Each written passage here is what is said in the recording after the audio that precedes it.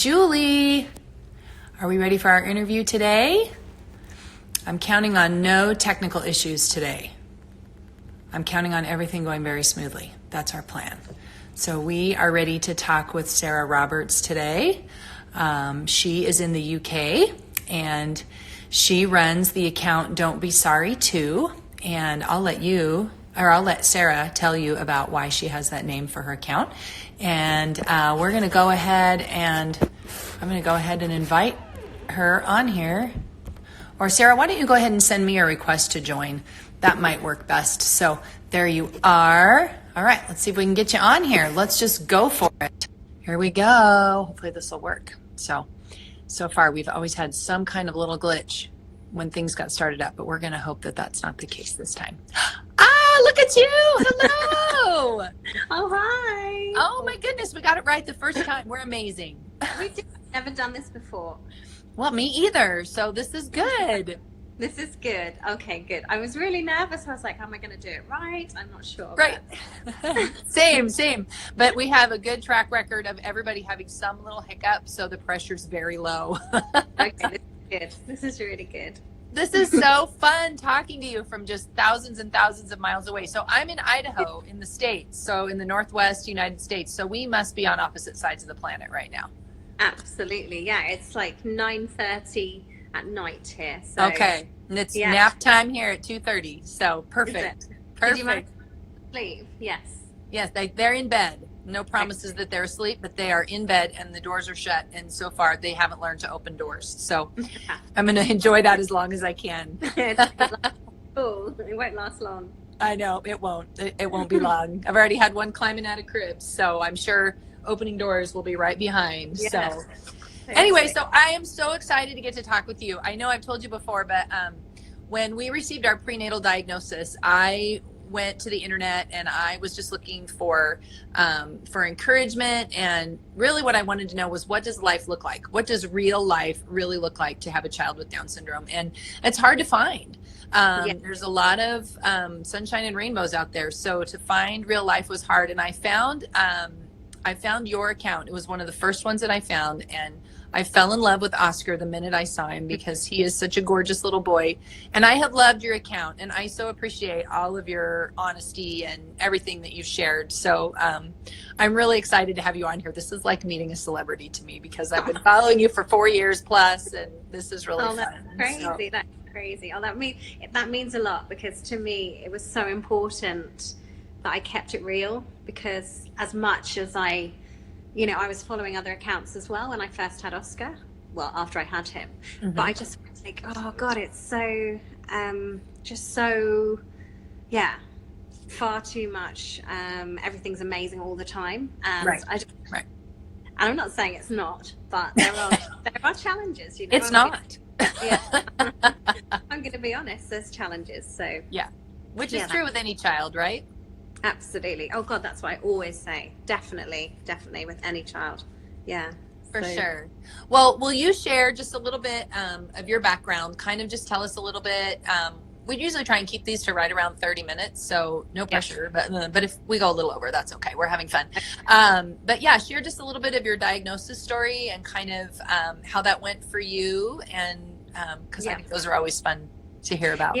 Yeah, exactly. So I'd had a, I guess, relatively normal pregnancy. That's what people say. I hadn't had anything towards, or it was my first pregnancy, for those people who don't know. And I'd had screening. So I don't know if it's the same in the States, but we have screening over here in the UK, which basically gives you sort of like the likelihood that you will have a baby with Down syndrome. And the chance of that happening was apparently low. So I kind of filed that under, okay, that's cool. I didn't think anything else of it until literally I had him. It wasn't the easiest of births. It was quite traumatic. Whole nother story. But then, he was born, and I think I had a general anesthetic because his heart rate dropped. And I think about half an hour after he was born, that's when the pediatrician came in and dropped this bombshell on us.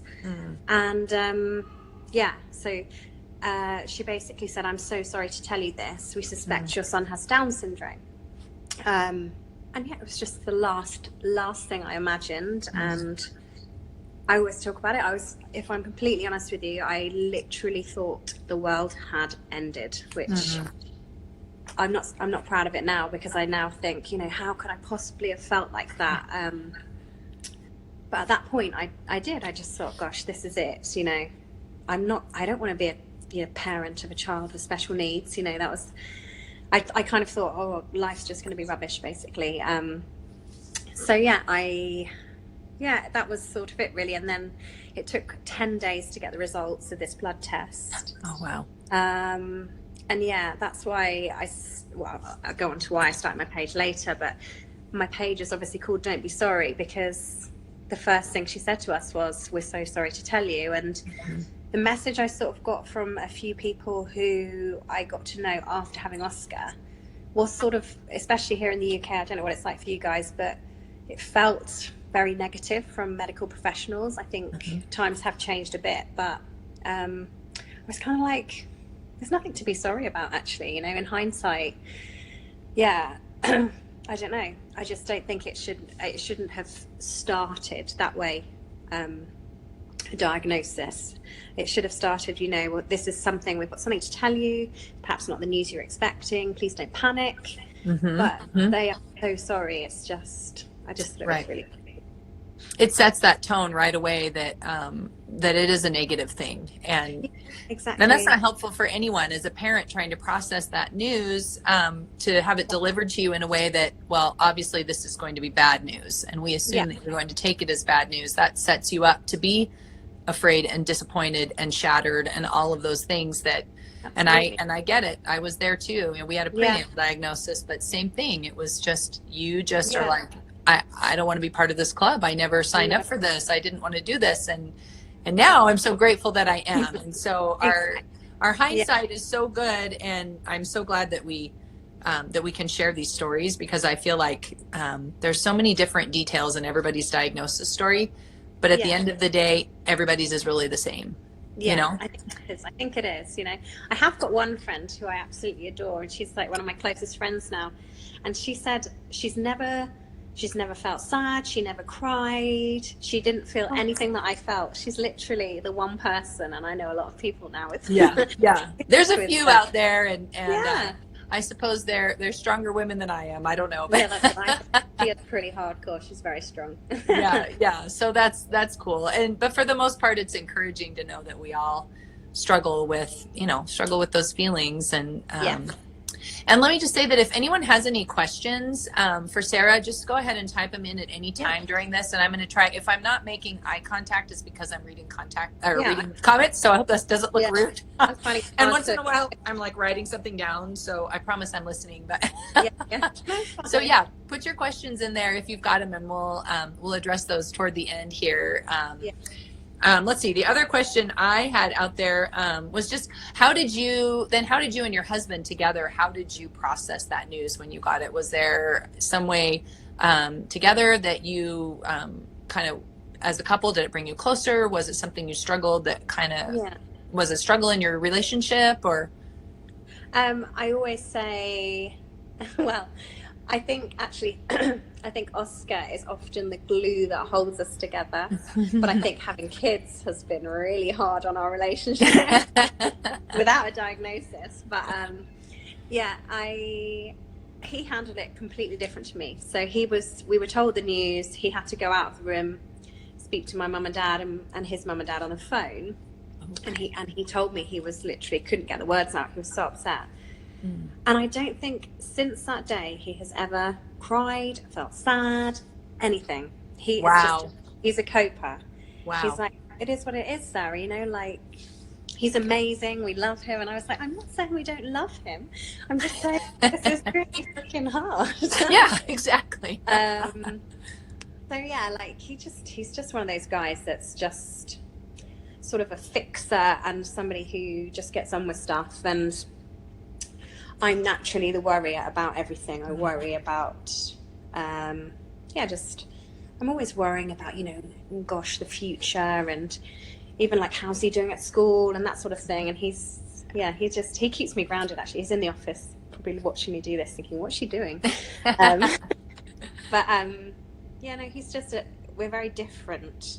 But I think that works, because if we were both stress heads, that would Right.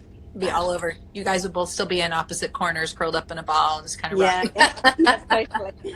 What are we Yeah. doing? I Yeah. think that's so good to have, kind of one of each, because, on the Yeah. one extreme, if you're never worrying, then things can get by you and you can miss things Yeah. and things may not get taken care of. But if you worry too much, you can be paralyzed. So Totally. Yeah. good to have that balance.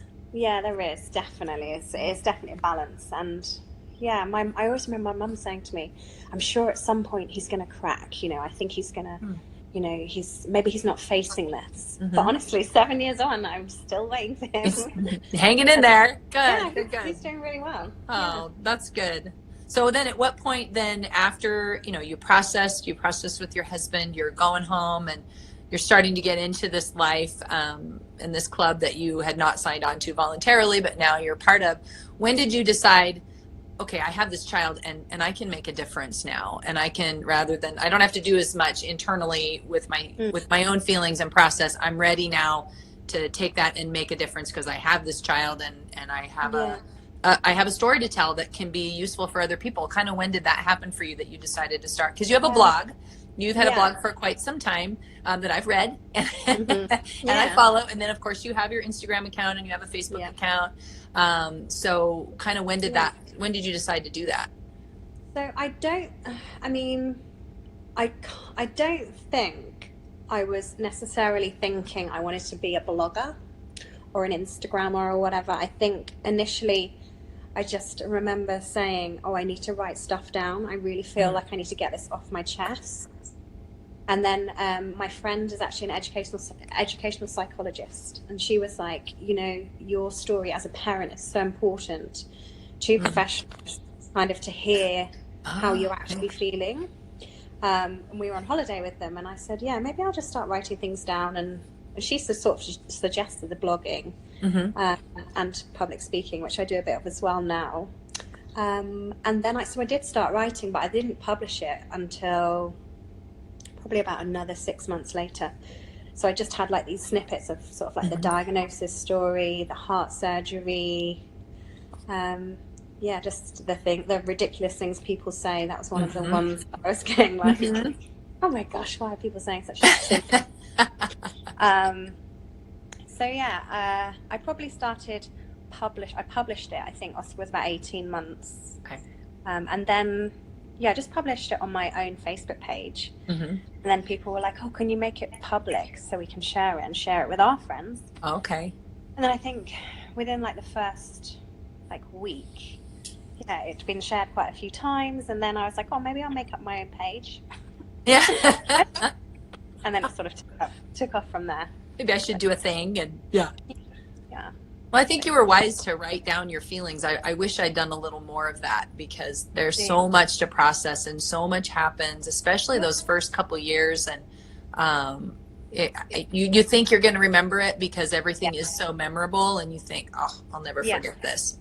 Oh, you forget. And then you wish you could remember. Exactly. Yeah. And I like that. I've still got my Instagram, and I still I sometimes scroll back and think, about a year ago, gosh, sometimes, I feel so much different now, but at that point that was so important. And so, so you can see how you've grown and how Oscar's grown, not just you. Yeah. Well, and you have 2 other kids as well, right? You want to tell us just a little bit about those little guys? Yeah. I've got one of each. So Alfie is 5, and I had him really quick after I had Oscar. Oh, good. I literally was very fortunate. And I had him about 16 months after I had Oscar. Oh, wow. Okay. No, really quick. And then Flo, my little girl, she's just turned 4. And I had her about 20 minutes after Alfie. No, that was me 20 minutes after. Yeah, so I kind of, at the time, I think Chris and I really wanted another child to sort of help Oscar and bring him on and have that sibling relationship. And I also think as well, I was sort of doing a bit of patchwork, sort of, I Mm. want my typical birth and I want my Mm. typical child. And the thing I've learned over the years is no child is typical, because every Yeah. child comes with different challenges. And then Flo came along as well. And I'm so grateful that we were able to have that, because they are very close in age and very close in what they like. You know, they all play together, they love each other. There are squabbles, but you know, yeah, they're great. They all go to the same school at the moment, so we've got one in each year basically. So Oh, that's so helpful. Oh my yeah. goodness. Yeah. So share with us a little bit about Oscar's future. How old is Oscar now? Is he 6 or 7? 7. He's 7. Yeah. Okay. Yeah. What are your hopes for his future? What would you like to see his future be like? I would like him the same as my other 2 children, to be happy, to be loved, to feel valued, to have meaningful relationships, whether that's friendships, whether that's a love of his life. I'd like him, if he can, to work, live independently or semi-independently. I don't imagine he'll want to live with us for the rest of his life. I think in the UK, I guess it is for you guys as well, you know, it's very, if adults with Down syndrome can, it's very much encouraged to give them that feeling of worth and the feeling of, just going out and getting a job and doing all the stuff that everybody else does. Right. So that's really what I want him. I want him just to feel like he's worth something. So I think that's important for any of us. Yeah, you're right. I think that's so similar to what we hope for any of our kids. Like you say, totally. Happiness and relationships and, you know, all those things. So, totally. Yeah. Yeah. So, so here in the States, just a second, I'm writing something down here. There we go. Here in the States, kind of a hot button topic right now among families of children with Down syndrome and other disabilities as well is inclusion. Yeah. You know, and how the schools work really varies based on where you live, and even sometimes which school in your city, in your town. I mean, you may have one with an administration that's very focused on having kids mainstreamed in the class, and then school 3 miles down the road might be very different, and you might really struggle, and they really want to put kids in segregated classrooms. And here, our culture is really pushing, our community, our disability community, really pushing for inclusion in the classroom. So how does that look in the UK? Is that a similar discussion in the UK? And is it gaining ground? Is there a lot of resistance? How is that going there? I think it depends on where you're from, in which area, and you know, I think one of the stats that the Down Syndrome Association in this country talk about is, I think 80% of children with DS start in a mainstream setting. So they start. So 80% is a lot, I guess. Yeah. I do think it's really much down to the 2 factors. First, the parents and what they want for their kids, because some parents are, I really want my child to be in a SEN set, a special needs setting. Okay. And I fully respect that each to their own. You know? Yeah. We went with mainstream because I wanted to give Oscar the opportunity to give it a go. When I look at Oscar and I compare him to his peers who have Down syndrome, his age, I do think there are areas that he struggles massively. You know, he hasn't got a lot of speech. He's a wild, he's just crazy, as in he's very physical. He loves sport and that sort of thing. So he's not a let's sit down and really do this homework or maths, you know. He's just a bit of a live wire. So I don't know how long our journey will last in mainstream. I think it's massively down to the school, and the school that he's at the moment is brilliant. It's a little infant school, so it's only literally from the age of 4 to 7. Oh, okay. Go on to a junior school. Okay. Well, the junior school in our area isn't perhaps the right place for Oscar, so we're now exploring other options. But you know, kids with Down syndrome in this country are sailing through like middle school, junior school, and secondary school, and achieving great things. And I think, if you think your child can do that, then amazing. I just don't know where we are yet with all that, you know. Right. Well, and I think that's I think it's important to push for the opportunity for children to be included, and not every child will thrive in that environment too. Some kids it's too overwhelming, or whatever, but at least to have that door open, I think, like you say, and just see how it goes and see if that's the best fit for your child. And someone said to me recently, and I thought this was really key, she said, your child might be surviving in mainstream, but are they thriving? Right. And I think that's so true. Oscar's coping, he's doing great, but are we getting the maximum out of him?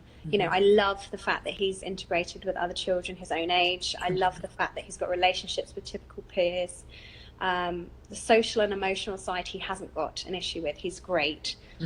The other side of it, the academic stuff, I just think, if he was in a specialist school, especially over here, our classrooms are 30 children.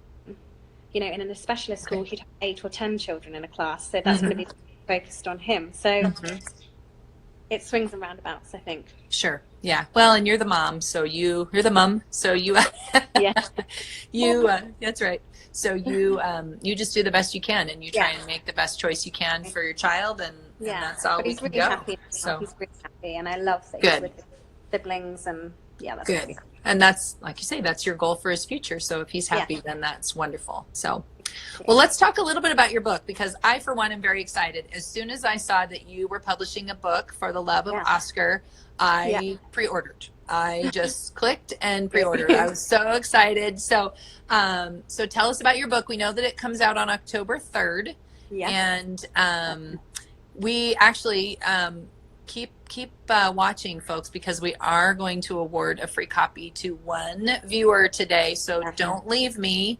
And also remember that as you're thinking of questions, feel free to put them in there. And I'm going to scroll back through and look at questions and see if we can get Sarah to address those with the last few minutes that we'll have here. I'm going to leave it open. You share what you want to share and tell us about your book. I'm so excited. So I just decided that I wanted a book. I'm sure, I'm saying this, I'm not saying that I'm the only person, but did I pause it? There you are. I'm back. There you are. The books that I'd read were very, the books I'd read before were very sort of. Oh no, come back. Come back, Sarah. Oh no. I hope that's not on my end. Shoot, this was an important part that I really wanted to hear, so I hope this comes back. Can you hear me? Oh, I can hear you now. There we are. There you are. Weird. We've got really bad weather here tonight, so my phone sometimes goes funny. Oh, sorry. No. That's right. Let's try again. I was excited. I was like, I'm on pins and needles here. Yeah, I know. I wanted to share sort of a real life story of telling my truth. And I always say this is just my story. I'm not talking on behalf of every person who has a child with Down syndrome, because we all think and feel very differently. So I wrote literally from the birth up to when Oscar started school. And for every chapter I wrote, I used blog readers' sort of comments. So if I've ever spoken about my diagnosis, I then took about 10 comments or 5 or 10 comments from different readers saying, I've just had a little baby called George with Down syndrome, and this is how I'm feeling. And so you've got my side of the story, but then I've got different snippets from other people. Oh, great. So I went on as well, to have other children. So I talk about how I felt about that and how other people felt about their, So it is my story, but it's also got snippets of other people's sort of thoughts as well. Interesting. Okay. So it's a bit like a Dear Sarah at the end of each chapter. Yeah. And I just, I think not for everybody, but going on to have more children after you've had a child with Down syndrome, that can be quite like, gosh, is this going to happen again? My whole world was torn apart at that stage. I get lots of people say they feel anxious about that are sort of thinking that they might fall pregnant and that sort of thing. So, right. Yeah. And those are real feelings. So yeah. Absolutely. Yeah. So yeah, it just takes us on a journey. And the thing that I will say is that obviously people are here because they all have kids with additional needs probably, or Down syndrome, but people have said to me they find my story relatable in that it's your life doesn't go the way you plan it to. And, you know, Right. think about some of my friends and I think, you know, their relationships haven't worked out, their parents have passed away, you know, lots of things go wrong in life. And, you know, at the time I thought Oscar's diagnosis was going, you know, something that was going wrong, but actually I turned it, you know? Yeah. So yeah, it's relatable, I hope, for all. Wonderful. Yeah, our lives don't always go the way we planned, and in a lot of ways I'm glad for that, because I think my plans were a little more boring. So much more exciting, the life that we have here. Absolutely. Let's see. Okay, I'm going to ask you one more question, and then we're going to open it up to more questions. So you guys have just a moment to put in some more questions. So again, it was the ups and downs that really drew me to your account, just the real life, everything.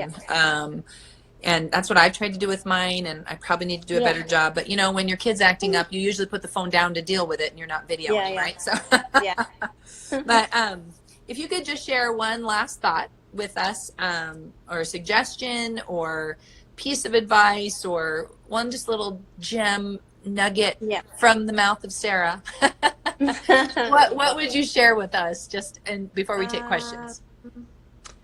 I would share, I spent an awful lot of time at the beginning of my journey with Oscar, having had him, thinking, oh my gosh, when he is 25, how old am I going to be? What's he going to be doing? What about when I die? You know, I spent so much time panicking about the future and not worrying about the child in front of me.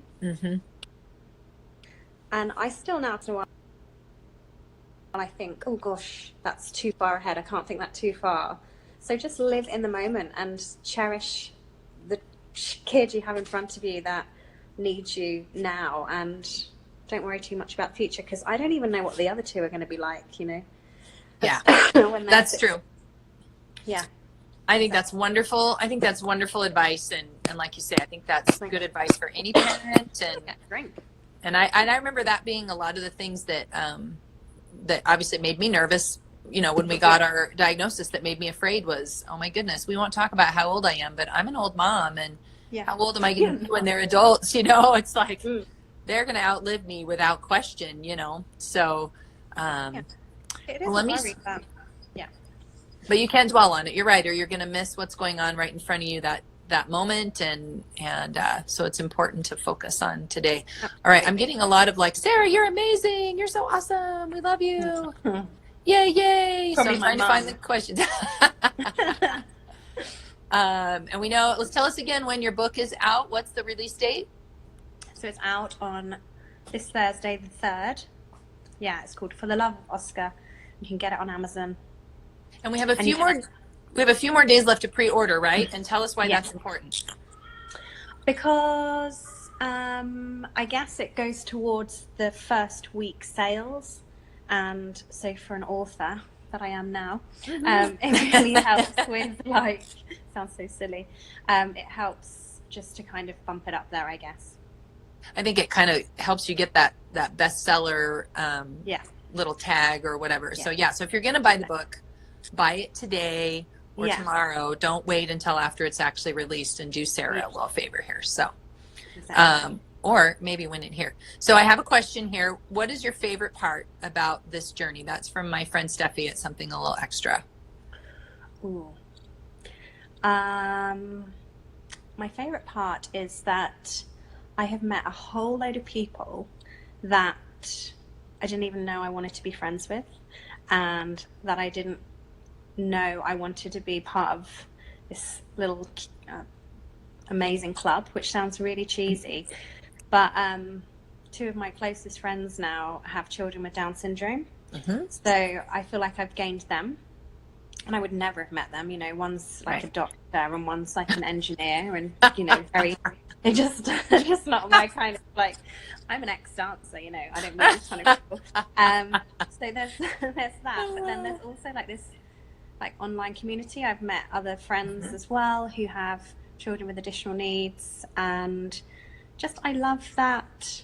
I actually love that Oscar is loved by so many different people, and it's not even about an online community, but just in our community at home, I just feel, he is a little superstar in my little village because everyone sort of knows who he is because he is different. Mm-hmm. And I like educating them. And I like it when they say, oh, I can see the surprise when he's doing something good. Uh-huh.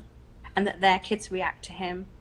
And yeah, I love that too. I love that too. And I hope that's always how it is for our kids, that they always will have this feeling of, I'm just a little bit of a celebrity all the time, everywhere I go, and everyone wants to know me, and that I think they just assume that wherever they go, everyone's going to love them and everyone's going to accept them and appreciate them. And I hope that's always the case in their life, because that's not my case. That's not the case for me. So I hope it is. No, exactly. And people talk about prejudice, and I think there is still prejudice sometimes, but I love it when he proves people wrong, because sometimes I can see people like looking, and I don't think anyone's ever looking out of disgust necessarily, but I like it, when they see him and he's playing football with the other kids his age, and I think, yeah, he can do that, Yeah, check it out. Yeah. So it sounds like you have a good local community then, if you have two close friends that have kids with Down syndrome as well. So that was another one of our questions, was just about your local community and if you feel connected to that and that sort of thing. Yeah, definitely. Yeah, I do. I think it's been lovely. Yeah, to meet. Yeah, and also, but I want to say as well, like, it hasn't taken over my life, as in I haven't got, I'm not sitting around talking about Down syndrome all the time. I've got the friends that have got the kids with DS. We do talk about it occasionally, but mostly we're talking, about just life and stuff and having a glass of wine together, Right. It's not, it's not like we're sitting around having a DS convention or anything. Right. Although it is nice to have people that understand you too. So that's good when you need that. That's really good. I had another question just about the future, and I think we kind of addressed that that can be a worry, what the future is going to hold for your child when they're older, but you try not to kind of live in that all the time, right? So absolutely. Let's see. Had signpost trying to find more. When is the second book coming out? That's a question. Well, actually, when I'd finished it, the publisher said to me, you should be working on book number 2. But obviously, because it stopped when Oscar first started school, but he's been at school this is 3 years. So I should go back and write more. I feel like I've got another book in me. Yeah. I don't know whether it'll be. No pressure, that's all. Yeah, we just want to know. Writing it, no, I'm going to get this one. Okay, well, my plan here was to take the third question and choose that person to award the book to. And now I think I can speak for Steffi on this, is that she's actually the third question, but she's also one of the hosts for Tulips in Tuscany. So she's probably like, you don't actually have to put me. Yeah. My husband keeps calling me, and he knows I'm doing this. I think he forgot. So we're gonna choose Pop Star Shar, I think is what the handle is there. She had the question about yes, I'm assuming we're a she. I can't see these little tiny dots, what's in that picture in there. Oh, yeah. But I think she follows me, so I think I know who she is actually. Oh, perfect. Yeah. Okay, so her question she might have bought the book already. That's right. And if that's the case, then she can have another one. I'll go back and nominate another one, or she can choose to say yes, pick someone else, or she can say I'll take it and I'll donate it to my library or my Down Syndrome Association or whatever, which is what I'm hoping to do with mine after I read it, so that other moms here can read it too. Amazing. Here's one last question that I think is a good question, and I think I had it maybe on my list, but I don't see it. Just how the question is, how do you explain to your other children that Oscar has Down syndrome? And you can expand on that with just, I know you only know what you only know your own life, but how does that kind of affect, I guess, your other kids, and how do they relate to that? And obviously they're aware, I'm sure, that Oscar has Down syndrome, and how have you addressed that with your other kids? Yeah. Do you know, I have had a conversation, especially with Alfie, who's 5, about the fact that Oscar has Down syndrome, but whether he's remembered that the words Down syndrome, I don't know. What I do know is that all of Alfie and Flo will often, if I say something like, just said this, even if he hasn't actually said it, I know he means this. Like, so Oscar's just said that he'd like a drink. That Oscar wouldn't be able to say, "Can I have a drink, please?" But he might be able to sign to me that he wants a drink, or say the word drink. And Flo will often say, "Mummy, Oscar can't say that. Oscar can't talk," you know. So they've picked up on that, and they've picked up on that he has extra help at school, and that we have to be, we're constantly watching him when we're out in the street a lot more than we would perhaps the other two. But the thing about Alfie and Flo is that they've just accepted him from day one. They don't know any difference. So actually, I don't think they particularly see too much difference. So I only really highlight it if, I don't know, I have to sort of let Oscar off something, and then Alfie might get a bit cross about something, and that's when I say, it just takes him a little bit longer to learn stuff. So, we have to just give him a little bit more time. But yeah, it's funny because other children their age will notice it because they're not as used to him. Right. But they're so accepting of him. I just don't think we're not there yet with like major explanations, I don't think. So I don't know. They're pretty little still. So, but I think so. He's just Oscar to them, right? Exactly. Yeah. Yeah. Yeah. And then, okay, I keep saying no more, but one more. I keep saying last one. How about in school? I know you do some public speaking, and I think sometimes you speak to schools, but also do you address Oscar's diagnosis at Oscar's school as well with his classmates? When he first started in the school, I gave them a book, which was like a picture book, and it was called something like "My Best Friend Ella Has Down Syndrome" or something like that. And I remember saying to the teacher, I bought this for the school, for, his class, just to put it in the bookshelf. If you feel like you want to bring it up, then bring it up. But at the time he was just 4. Okay. And we had a discussion. The teacher said, I really don't feel like, we need to bring it up yet, because I don't feel like the kids see him as any different. I think that's the whole point, isn't it? Children don't see difference, because in that class there are kids that are all different, hair color, eye color, skin color. It's just, everyone's so diverse. And it's not even, like when I was at school, there was nobody different. It was all very white, middle class, like, whereas now it's just so diverse. I think I seem to remember, like maybe about a year ago, I think the teacher said something like, one of the little girls was curious, so I've shown her the book. Oh, okay. And then, like, I've obviously done videos on my Facebook and Instagram, and I've had parents come up to me saying, actually, so-and-so asked me about Oscar, so I showed him your video, and now it makes sense to them. And so, yeah, the school haven't ever been like, we want to highlight Oscar has Down syndrome. They've always said we celebrate everybody's differences, so we don't want to single him out. Right. So that's kind of what I respected, I love that. I think that's fantastic, and I agree. Yeah. That was kind of my experience in school too. I grew up in Oregon, and it was a very homogenous part of the country, and I think that diversity is so important for children, because then they just grow up with different is normal. Different is to be celebrated and appreciated and is normal. So absolutely, that's great. So. Well, let me do a quick recap because we're getting questions. Yes, you can pre-order Sarah's book now. You can. What's the best way to do this? I can put. I know we have a link to "Don't Be Sorry" too in our last week post about Sarah, and you can go there, or you can just go to.